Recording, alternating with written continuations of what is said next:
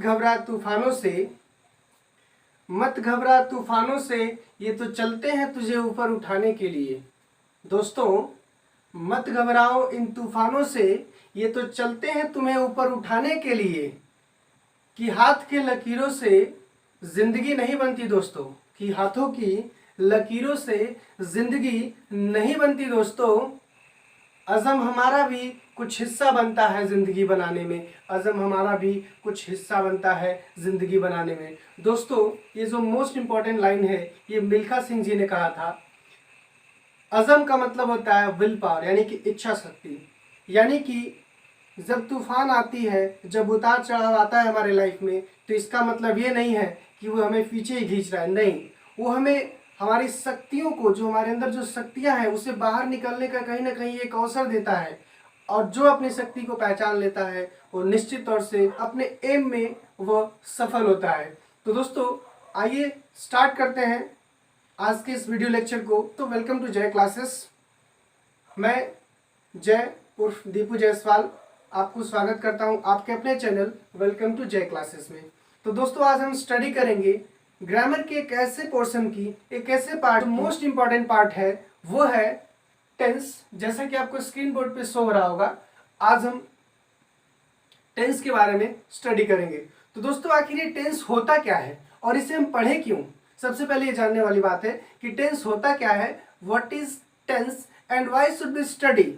लेकिन उससे पहले दोस्तों, अभी तक यदि हमारे चैनल पे आप नए व्यूवर हैं और चैनल अभी तक आपने सब्सक्राइब नहीं किया है, तो हमारे चैनल को सब्सक्राइब करें, बेल आइकन ऑल पे रखें, ताकि हमारे आने वाले सभी वीडियो के अपडेट आपको टाइम टू टाइम मिलता रहे और आप इसका बेनिफिट लेते रहें। तो चलिए दोस्तों, स्टार्ट करते हैं आज के इस वीडियो को। जैसा कि आपको स्क्रीन बोर्ड पे शो हो रहा होगा, टेंस। तो दोस्तों, टेंस का मतलब होता है काल, यानी कि समय, राइट। तो दोस्तों, बताना चाहूंगा, वर्ब के जिस रूप से समय का पता चलता है, उसे क्या कहते हैं दोस्तों? टेंस कहते हैं, उसे काल कहते हैं। यानी कि वर्ब की वह अवस्था जिससे समय का बोध होता है, उसे क्या कहते हैं? टेंस कहते हैं। दोस्तों, टेंस जो होता है, तीन प्रकार का होता है। कौन कौन से होता है? प्रेजेंट, पास्ट और future. Present tense, past tense और फ्यूचर टेंस। तो आज दोस्तों, इन सभी के बारे में हम विस्तृत रूप से स्टडी करेंगे। तो चलिए देखते हैं। दोस्तों, ये जो टेंस है, इनको भी, प्रत्येक टेंस को चार चार भागों में डिवाइड किया गया है। वो क्या क्या है? Present indefinite, present continuous, present perfect and present perfect continuous. Same इसी प्रकार से जो रेस्ट दो पार्ट है, यानी कि पास्ट और फ्यूचर, इसको भी चार चार भागों में बांटा गया है। जैसा कि आपको स्क्रीन बोर्ड पे शो हो रहा होगा, past indefinite, past continuous, past perfect और past perfect continuous tense. Okay दोस्तों, और जो तीसरा पार्ट है वो है फ्यूचर टेंस। फ्यूचर टेंस को भी चार भागों में बांटा गया है। Future indefinite, future continuous, future perfect and future perfect continuous. तो दोस्तों, आज हम स्टडी करेंगे प्रेजेंट इंडेफिनिट टेंस को स्टडी करेंगे इस वीडियो लेक्चर के माध्यम से, जिसमें आपको दो चीजें आज कवर होने वाली है। पहला तो एकेडमिक और दूसरा स्पोकन। अब एकेडमिक क्या दोस्तों? जैसा कि आपको पता होगा, अभी मैं बात करूं स्पेशली पार्टिकुलर टेंस की, आपने 72 बार देखा होगा, आपने 72 बार इसे स्टडी किया होगा, लेकिन अब इसे स्पोकन में कैसे यूज करें, वो आइडिया मैं आपको बताने वाला हूं। लेकिन उससे पहले आप घबराएं नहीं। यदि आपको टेंसेस के बारे में पता नहीं है, इस टेंस के बारे में आपको पता नहीं है, तो बेसिक डिटेल भी आपको मिलने वाला है, प्लस उसके बाद से स्पोकन में कैसे यूज करें, उसका स्ट्रक्चर क्या होता है, ये सारी चीजें मैं आपको बताने वाला हूं। तो बने रहिए वीडियो के साथ अंत तक, और चलिए स्टार्ट करते हैं। तो सबसे पहले हम बात करें दोस्तों प्रेजेंट इंडेफिनिट टेंस की, राइट। तो जब प्रेजेंट का मतलब होता है वर्तमान, राइट, और टेंस का मतलब होता है काल, और इंडेफिनिट का मतलब होता है अनिश्चित, यानी कि वर्तमान अनिश्चित काल। प्रेजेंट टेंस का, प्रेजेंट इंडेफिनिट टेंस का मतलब क्या होगा? प्रेजेंट इंडेफिनिट टेंस, यानी कि वर्तमान अनिश्चित काल। अब देखिए दोस्तों, इसमें किस तरह के टेंसेस आते हैं, तो इसका डेफिनेशन ही हम पहले समझ लेते हैं। When a Hindi sentence going to ends with ता है, ती है, ते है। When a Hindi sentence going to end with ता है, ती है, ते है, that is called present indefinite tense. क्या है दोस्तों? जब किसी हिंदी वाक्य के मुख्य क्रिया के अंत में ता है, ती है, ते है इत्यादि शब्द दिया हो तो उसे क्या कहेंगे? प्रेजेंट इंडेफिनिट टेंस कहेंगे। दोस्तों इसका पहचान ही होता है कि वाक्य के अंत में ता है, ती है, ते है दिया हो। बताना चाहूंगा कि इसको 4 पार्ट में बांटा गया है। कौन कौन से? Affirmative, negative, interrogative, plus interrogative और निगेटिव। अब बात करें दोस्तों इंट्रोगेटिव की, तो ये भी दो प्रकार के होते हैं। कौन कौन से? पहला तो जब वाक्य क्या से शुरू होता है, राइट। पहला कंडीशन क्या होगा कि जब वाक्य क्या से शुरू होगा, और दूसरा जो है वाक्य में कब, क्यों, कहाँ, कैसे, कौन इत्यादि सब, यानी कि क्वेश्चन वर्ड उसमें दिया होगा, राइट। तो ये 2 प्रकार के थे। अब हम स्ट्रक्चर देखते हैं और उसके माध्यम से जो है हम अब आज का जो ये टेंस है, जो हम पार्टिकुलर टेंस पढ़ने जा रहे हैं, इसके बारे में स्टडी करेंगे। तो चलिए सबसे पहले हम देखते हैं दोस्तों स्ट्रक्चर, यानी कि रूल क्या होता है, फॉर्मूला क्या होता है। तो आपका ये रहा structure, subject plus first form of the verb, यानी कि वर्ब की प्रथम अवस्था। और देखिए दोस्तों वर्ब की प्रथम अवस्था में यस या यस लगाते हैं आवश्यकता अनुसार सब्जेक्ट के, right, plus object and then complement या फिर अदर प्लस फुल स्टॉप। ठीक है, तो ये रहा आपका अफर्मेटिव रूल, राइट। चलिए कुछ एग्जाम्पल लेते हैं और उसके बाद से जो है हम इसको सॉल्व करते हैं, राइट। मैं विद्यालय जाता हूँ। तो सबसे पहले हम क्या देखते हैं दोस्तों? सब्जेक्ट। सब्जेक्ट है क्या? मैं की अंग्रेजी क्या होगी? आई, राइट। अब उसके बाद हम क्या देखते हैं? वर्ब। वर्ब क्या है? जाना की अंग्रेजी क्या होगा? गो। आई गो। अब कहाँ जाने की बात हो रही है? School. School, I go to school, मैं विद्यालय जाता हूँ, right. I go to school, मैं विद्यालय जाता हूँ। आपको निगेटिव रूल दिख रहा होगा स्क्रीन पे। Subject plus do oblique does plus not plus V1 plus object and then full stop. Okay, हमने एक एग्जांपल लिया, वह शतरंज नहीं खेलती है। वह शतरंज नहीं खेलती है। तो सबसे पहले हम सब्जेक्ट देखेंगे। सब्जेक्ट है क्या? वह की अंग्रेजी क्या होगा? शी।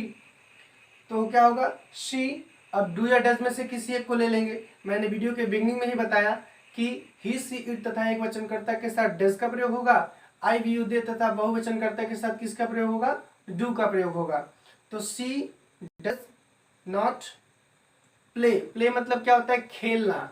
ये क्या है? वर्ब है। सी डज नॉट प्ले। और चेस मतलब होता है दोस्तों शतरंज। सी डज नॉट प्ले चेस, वह शतरंज नहीं खेलती है। ओके, अब हम बढ़ेंगे अपने तीसरे जो स्ट्रक्चर है इसका, इंट्रोगेटिव स्ट्रक्चर, उसके बारे में देखते हैं। तो सबसे पहले बता दें दोस्तों, मैंने आपको बताया कि 2 प्रकार का इंट्रोगेटिव सेंटेंस होता है। पहला जब वाक्य क्या से शुरू होता है, यानी कि हेल्पिंग वर्ब से, और दूसरा वो जिसमें क्वेश्चन वर्ड जैसे कब, क्यों, कहाँ, कैसे, कौन इत्यादि शब्द दिए रहते हैं, राइट। तो चलिए दोस्तों सबसे पहले हम स्टार्ट करते हैं। जब वाक्य क्या से शुरू हो, अर्थात when a Hindi sentence start with क्या and end with question mark. जब कोई हिंदी सेंटेंस क्या से शुरू हो और क्वेश्चन मार्क पे समाप्त हो, तो क्या स्ट्रक्चर होगा और कैसे हम उसको बनाएंगे, उस प्रॉब्लम को, उस क्वेश्चन को। चलिए देखते हैं। तो आप देख सकते हैं do oblique does plus subject plus V1 plus object and then question mark, right. तो एक एग्जांपल लिया, क्या तुम किताब पढ़ती हो? क्या तुम किताब पढ़ती हो? तो सबसे पहले हम क्या देखेंगे? सब्जेक्ट। सब्जेक्ट देखेंगे सिंगुलर नाउन है या फिर प्लूरल नाउन है। तो आई, वी, यू, दे के साथ मैंने आपको बताया डू का प्रयोग होगा। तो सबसे पहले क्या की अंग्रेजी क्या लिखेंगे? डू लिखेंगे। और यहाँ पे क्या की अंग्रेजी वाट नहीं लिखना है दोस्तों। यहाँ पे क्या की अंग्रेजी जो है वाट नहीं लिखना है, यानी कि जो हेल्पिंग वर्ब है उसी को सब्जेक्ट के अनुसार बाहर रख देना है, यानी कि सबसे पहले लिख देना है। तो सबसे पहले हम देखेंगे सब्जेक्ट क्या है? तुम के साथ, यानी यू के साथ किसका प्रयोग होगा? डू या डज में से डू का। तो क्या तुम किताब नहीं पढ़ती हो, राइट। तो सो क्या होगा? Do you not read book and then question mark. Do you not read book, क्या तुम किताब नहीं पढ़ती हो। पढ़ना का अंग्रेजी क्या होगा? रीड। ओके, बुक यानी कि किताब। Do you not read book, do you not read book, क्या तुम किताब नहीं पढ़ती हो। ओके दोस्तों, अगर आपसे कोई पूछ ले तुम किताब क्यों नहीं पढ़ती हो, तुम किताब क्यों नहीं पढ़ती हो, या फिर राजन किताब क्यों नहीं पढ़ता है। तो दोस्तों अगर हम बात करें राजन किताब क्यों नहीं पढ़ता है, तो सबसे पहले हमने आपको बताया कि क्वेश्चन वर्ड, तो क्वेश्चन वर्ड है यानी जो दूसरा टाइप वाला मैंने आपको बताया ये वो वाला टेंस है जिसकी सेंटेंस है जिसकी हम जिक्र कर रहे हैं, राइट। तो सबसे पहले स्ट्रक्चर देख लें। अगर आपको इंट्रोगेटिव यानी कि क्वेश्चन मार्क भी दिया हो वाक्य में और निगेटिव रूल भी, निगेटिव यानी कि नकारात्मक शब्द का भी बोध हो, तो क्या स्ट्रक्चर होगा। तो सबसे पहले आप देख सकते हैं जो लास्ट यानी कि फोर्थ स्ट्रक्चर है, question word plus do oblique does plus subject plus V1 plus object and then question mark. Okay, तो तुम किताब क्यों नहीं पढ़ते हो, एक एग्जाम्पल लिया, तुम किताब क्यों नहीं पढ़ते हो। तो सबसे पहले क्यों की अंग्रेजी, क्यों क्या है, क्वेश्चन वर्ड है, तो क्यों की अंग्रेजी क्या होगा, वाई। अब तुम यानी कि यू के साथ किसका प्रयोग होगा, डू का, तो why do you not read मतलब होता है पढ़ना, बुक मतलब किताब, why do you not read book, तुम किताब क्यों नहीं पढ़ते हो। ठीक है दोस्तों, तो ये रहा आपका प्रेजेंट इंडेफिनिट टेंस जिसका चारों पार्ट मैंने आपको बता दिया एक एक एग्जाम्पल लेकर के। अब हम बात करेंगे अपने मेन टॉपिक पे और वो है स्पोकन का। तो सबसे पहले दोस्तों मैं बताना चाहूंगा कि आप स्ट्रक्चर देख लें। सबसे पहले स्ट्रक्चर में आपको क्या करना है, जैसे उसमें आपको 1 2 3 करके किया था, अभी सबसे पहले आपको थर्ड वाला स्ट्रक्चर लेना है। और दोस्तों बताना चाहूंगा इतना इजी वे से मैं आपको आज बताने वाला हूं कि कैसे जो है आप अपने डेली लाइफ में उसको यूज करें और उसका बेनिफिट ले पाए। ठीक है दोस्तों, तो चलिए देखते हैं। स्ट्रक्चर आपने देख लिया, स्ट्रक्चर आपको स्क्रीन बोर्ड पे शो हो रहा होगा। सबसे पहले आपको क्या करना है, डू और डज जब वाक्य क्या से शुरू होता है। दोस्तों यदि हम किसी से क्वेश्चन करते हैं, किसी से प्रश्न करते हैं, तो सबसे पहले हमें क्या करना होता है, हम सामने वाले से ही पूछते हैं। और स्पोकन में क्या होता है कि हम सामने वाले से ही क्वेश्चन करते हैं, न कि तीसरे से क्वेश्चन करते हैं। तो आपको जब भी क्वेश्चन करना होगा सामने वाले से ही करेंगे, या फिर सामने वाले को जब भी क्वेश्चन करना होगा वो आपसे ही करेगा। तो कैसे करेगा, जैसे फॉर एग्जाम्पल अगर मैं बोलूँ कि do you go to market, क्या तुम बाजार जाते हो, तो आपका जवाब क्या होगा, या तो दो जवाब होगा, या तो जाते होगे और या तो नहीं जाते होगे। तो एक क्वेश्चन किया कि do you go to market, तो यदि आप जाते हैं तो बोलेंगे yes I go to market. अगर नहीं जाते तो आपका जवाब क्या होगा, no I do not go to market. अगर मैं ये बोलूं कि क्या तुम किताब पढ़ते हो, तो आपका दो जवाब होगा, या तो पढ़ते होंगे या तो नहीं पढ़ते होंगे, राइट। तो आप क्या बोलोगे, yes I read book, no I do not read book. तो ये चीज़ें थी, आपको स्पोकन में आपको इसे यूज़ करना है। इस एग्जाम्पल को, बहुत से एग्जाम्पल हैं, लेकिन उससे पहले हम स्ट्रक्चर देख लें।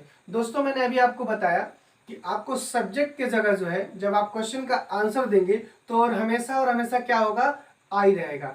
जब आप क्वेश्चन का आंसर देंगे तो सब्जेक्ट यानी कि आई मतलब मैं, यानी कि मुझसे कोई क्वेश्चन कर रहा है तो मैं हमेशा और हमेशा सब्जेक्ट की जगह पे आई रखूंगा। कुछ भी हो सकता है, आप अपने अकॉर्डिंग रख सकते हैं। लेकिन स्पोकन की बात करें तो स्ट्रक्चर आप देखिए, डू प्लस सब्जेक्ट के जगह पे यू, यानी सब्जेक्ट बराबर हमेशा क्या होगा, यू। यहाँ पे सब्जेक्ट बराबर आपको हमेशा यू रखना है। दोस्तों फिर एक बार ध्यान से सुन लें, आपको यहाँ पे सब्जेक्ट बराबर हमेशा यू रखना है। क्यों, क्योंकि आपको सामने वाले से ही क्वेश्चन करना है और वो सामने वाला भी क्वेश्चन करेगा तो आपको भी वहाँ पे यू का ही संबोधन करेगा, यू से ही आपको बुलाएगा, राइट, यू ही आपको कॉल करेगा, राइट। देखिए डू यू, डज नहीं लिखना है, राइट, डज नहीं लिखना है, डू यू, यू बराबर सब्जेक्ट बराबर क्या होगा, you, do you and then V1 यानी कि वर्ब की प्रथम अवस्था and then object and then question mark. तो और दूसरा क्या है, आप जवाब देंगे दो तरीके से, या तो यस में या तो नो में, राइट। कैसे होगा, तो आप क्या, यदि आप यस बोलते हैं तो क्या बोलेंगे, यस, और सब्जेक्ट बराबर यहाँ पे क्या होगा, आई। क्या होगा दोस्तों, आई, क्योंकि रिप्लाई मैं दे रहा हूं। अगर मुझसे पूछा जा रहा है तो, अगर आपसे पूछा जा रहा है तो आप रिप्लाई दे रहे हैं, ठीक है। तो यस आई वर्ब की प्रथम अवस्था यानी V1, ओके, यस आई, उसके बाद से ऑब्जेक्ट यानी कि यस प्लस सब्जेक्ट, सब्जेक्ट बराबर आई, उसके बाद से V1 plus object and then full stop. Okay, अब बात करते हैं यदि आप ना करते हैं यानी कि आप नेगेटिव उसका आंसर देते हैं तो क्या होगा। नो, उसके बाद से सब्जेक्ट बराबर आई, ओके, नो आई, उसके बाद से डू नॉट, डज नहीं लगाना है। ओके, आई के साथ किसका प्रयोग करेंगे, डू का ही प्रयोग करेंगे। स्टार्टिंग में मैंने आपको बता दिया, ठीक है दोस्तों। स्टार्टिंग में मैंने नो आई, सब्जेक्ट बराबर क्या होगा आई, और आई के साथ किसका प्रयोग होगा do, okay, not plus V1 and then object and then full stop. Okay, अब हम कुछ एग्जाम्पल लेते हैं और इसको जो है फर्राटेदार तरीके से बोलने का कोशिश करते हैं। आप भी हमारे साथ इसे दोहराने की कोशिश करें। तो अगर क्वेश्चन पूछा जाए do you go to school, आपका आंसर होगा yes I go to school, no I do not go to school. Do you play cricket, yes I play cricket, no I do not play cricket. Do you talk to me, yes I talk to you, no I do not talk to you. Do you go to market with your friends, yes I go to market with my friends, no I do not go to market with my friends. Do you play chess with me, yes I play chess with you, no I do not play chess with you. Do you go to market for buy vegetables, yes I go to market for buy vegetables, no I do not go to market for buy vegetables. Okay, do you talk to Sita, yes I talk to Sita, no I do not talk to Sita. Do you drive car, yes I drive car, no I do not drive car. Okay दोस्तों, ऐसे बहुत से example हैं, आप जो है अपने day to day life में यूज करके आप इसका बेनिफिट ले सकते हैं। तो दोस्तों, अभी तक यदि हमारे चैनल को आपने सब्सक्राइब नहीं किया है तो आप चैनल को सब्सक्राइब करें, बेल आइकन ऑल पे रखें ताकि हमारे आने वाले वीडियो के सभी अपडेट आपको टाइम पे मिलते रहें और आप इसका बेनिफिट लेते रहें। तो मिलते हैं दोस्तों आपसे नेक्स्ट वीडियो में, तब तक के लिए बाय बाय, थैंक यू।